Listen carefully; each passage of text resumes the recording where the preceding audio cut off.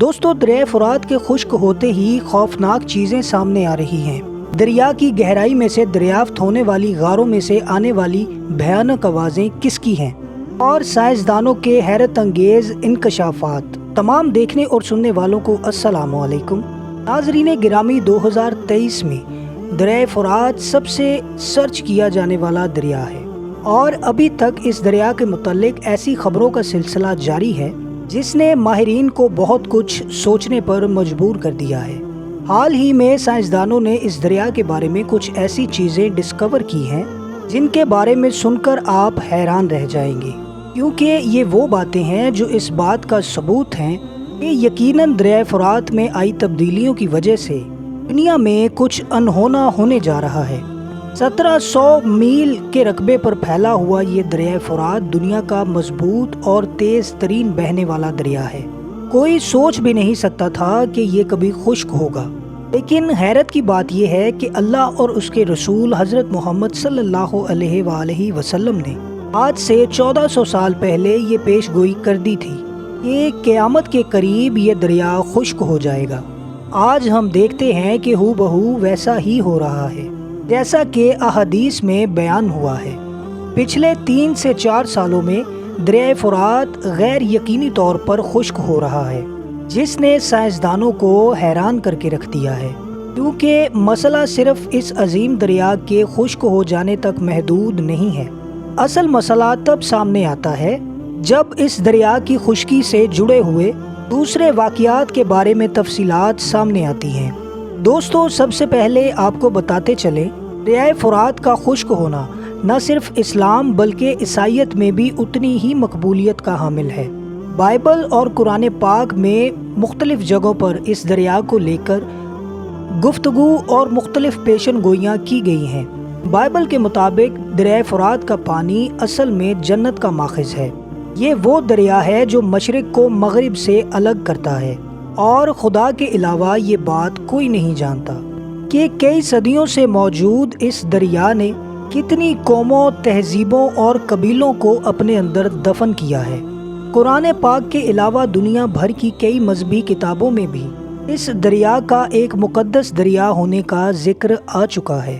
اللہ تعالیٰ نے قرآن پاک میں بیان کیا کہ حضرت ابراہیم علیہ السلام کو جو زمین دینے کا وعدہ کیا گیا تھا، اس کے لیے اس دریا کو ایک حد کے طور پر مقرر کیا گیا تھا۔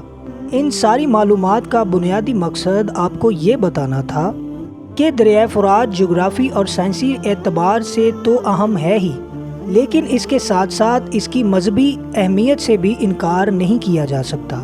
قرآن پاک کے علاوہ پرانی سے پرانی مذہبی کتابات میں بھی اس دریا کا ذکر ملتا ہے، جس سے یہ ثابت ہوتا ہے کہ جب سے یہ زمین وجود میں آئی تھی تب سے یہ دریا موجود ہے اور کچھ سالوں پہلے تک اپنی اسی تیزی اور روانگی سے بہتا رہا ہے، لیکن پچھلے 3 سے 4 سالوں میں یہ دریا خشک ہوتا ہوتا اب مکمل طور پر سوکھ چکا ہے، اور اس کے سوکھنے کی وجہ سے کئی انہونے واقعات رونما ہو رہے ہیں جو اس دریا کو مزید پراسرار بنا رہے ہیں۔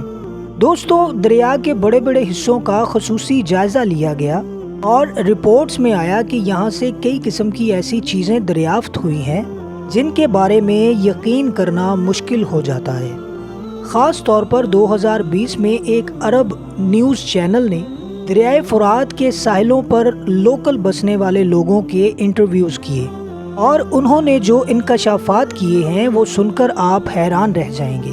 بہت سے لوگوں کا یہ کہنا تھا کہ ان کے گھروں سے کئی اشیاء اچانک غائب ہو جاتی ہیں اور پھر کچھ دنوں بعد اچانک سے مل بھی جاتی ہیں، لیکن جب یہ اشیاء ملتی ہیں تو زیادہ تر جلی ہوئی اور خراب حالت میں ملتی ہیں۔ سب سے زیادہ شاکنگ مسٹری اس دریا میں موجود غاریں ہیں، جو کہ دریا کے بالکل گہرائی میں موجود تھیں۔ عیسائی مذہب کے پیروکاروں کا کہنا تھا کہ یہ غاریں صدیوں سے شیطان کا گھر بنی ہوئی ہیں، اور یہ نظریہ دریائے فرات کے کناروں پر بسنے والوں کی باتوں سے کئی گنا ملتا جلتا ہے، اس میں وہ کہتے ہیں کہ ان کے گھروں کی چیزیں غائب ہو جاتی ہیں اور انہیں عجیب و غریب آوازیں بھی سنائی دیتی ہیں۔ اسی طرح ان کے ایک اور فرقے کے مطابق انہی غاروں میں فرشتوں کو قید کیا گیا ہے جو مدد کے لیے پکارتے رہتے ہیں۔ ناظرین، فرشتوں کے وجود پر ایمان لانا ہمارے دین کا حصہ ہے، لیکن باحثیت مسلمان اس نظریے کو لے کر ہمارا کوئی عقیدہ یا یقین نہیں ہے کہ ان غاروں میں شیطان بستے ہیں یا ان غاروں میں فرشتوں کو قید کیا گیا ہے، کیونکہ ایسی کوئی بھی بات قرآن و حدیث سے ثابت نہیں ہے۔ البتہ دریا کی خشکی کو قرب قیامت کی ایک نشانی ضرور بتایا گیا ہے، اور جس پر ہم مسلمان ایمان رکھتے ہیں۔ دوسری جانب مذہبی پیشواؤں سے ہٹ کر سائنسدانوں کی تحقیقات کو سامنے رکھا جائے تو ان آوازوں کے متعلق ان کا نظریہ بالکل الگ ہے۔ سائنسدان جب سمندری زندگی کا مطالعہ کرتے ہیں تو اس میں ان کے لیے سب سے دلچسپی کا باعث آوازیں ہی ہوتی ہیں، جنہیں وہ مختلف سائنسی ٹولز کے ذریعے ریکارڈ کرتے ہیں۔ سائنسدان ویل اور ڈولفن جیسی مخلوق پر نظر رکھنے کے لیے ہائیڈرو فونز نامی آلات استعمال کرتے ہیں۔ ہائیڈرو فون کے ذریعے جانوروں کی زندگی اور ان کے ماحول کو سمجھا جاتا ہے، اور زمین کی حرکت کی آواز سننے کے لیے ایک اور ٹول جیو فون استعمال کیا جاتا ہے۔ یہ آلات ناقابل یقین تک حساس ہیں اور زمین کے نیچے کی ہلکی سے ہلکی آواز بھی ریکارڈ کر سکتے ہیں۔ ہائیڈرو فونز، جیو فونز اور جی پی آر کا استعمال کرتے ہوئے سائنسدان بہت حد تک یہ پتہ لگا لیتے ہیں کہ سمندر کی گہرائی یا زمین کے نیچے کیا ہو رہا ہے۔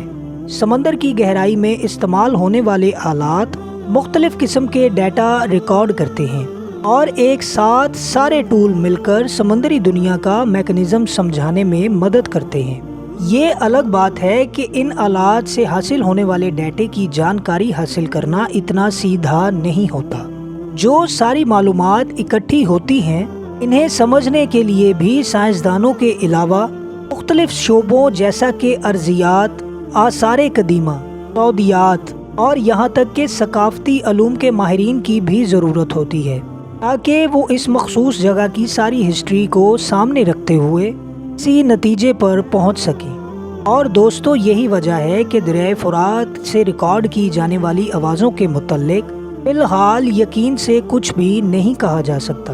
سائنسدانوں کا کہنا ہے کہ یہ آوازیں بہت مختلف نوعیت کی ہیں، اور جو آلات ان آوازوں کو ریکارڈ کرنے کے لیے استعمال کیے گئے وہ ابھی اتنے جدید نہیں ہیں کہ سمندر کی گہرائی میں ہونے والی مسلسل تبدیلیوں کو بھی نوٹ کر سکیں۔ اور دریائے فرات ایسا دریا ہے کہ جس میں مسلسل تبدیلیاں ہو رہی ہیں۔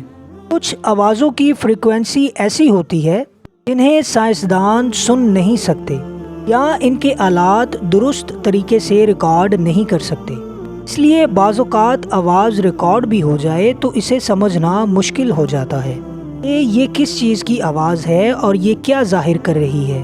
یہی وجہ ہے کہ دریائے فرات سے آنے والی آوازیں چونکہ غیر معمولی ہیں، ایک تو یہ بہت بڑا دریا ہے کیونکہ مختلف قسم کے پیچیدہ راستوں، جاندار اور مختلف قسم کے ماحول سے بنا ہوا ہے۔ اوپر سے وقت کے ساتھ ساتھ اس دریا کا بہت بڑا حصہ خشک ہو چکا ہے۔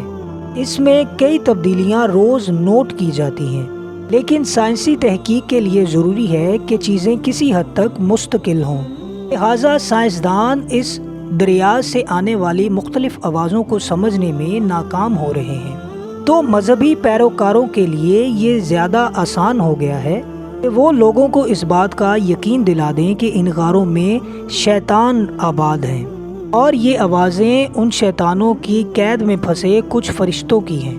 دوستو، عیسائی مذہب کا یہ نظریہ مسلمانوں کے نظریے سے بالکل الگ ہے، اور بحیثیت مسلمان ہمارا یہ ایمان ہے کہ اس دنیا میں کوئی ایسی طاقت نہیں جو اللہ کی مرضی کے بغیر کسی کو قید کر سکے۔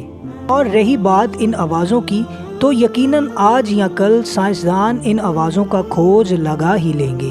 تب تک ایک مسلمان ہونے کی حیثیت سے ہمارا فوکس یہ ہونا چاہیے کہ دریائے فرات کی خشکی سے ہم کیا سبق لیتے ہیں۔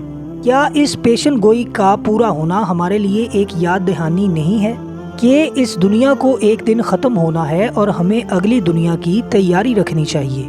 جی تو معزز دوستو، یہ تھی ہماری آج کی ویڈیو، لیکن اس حوالے سے آپ سب دوستوں کی رائے کیا کہتی ہے کمنٹ سیکشن میں ہمارے ساتھ ضرور شیئر کیجیے گا، اور آپ سے ملاقات ہوتی ہے اگلی ویڈیو میں۔ تب تک اپنا، اپنے ارد گرد کے لوگوں کا اور اپنے گھر والوں کا بالکل خیال رکھیے گا۔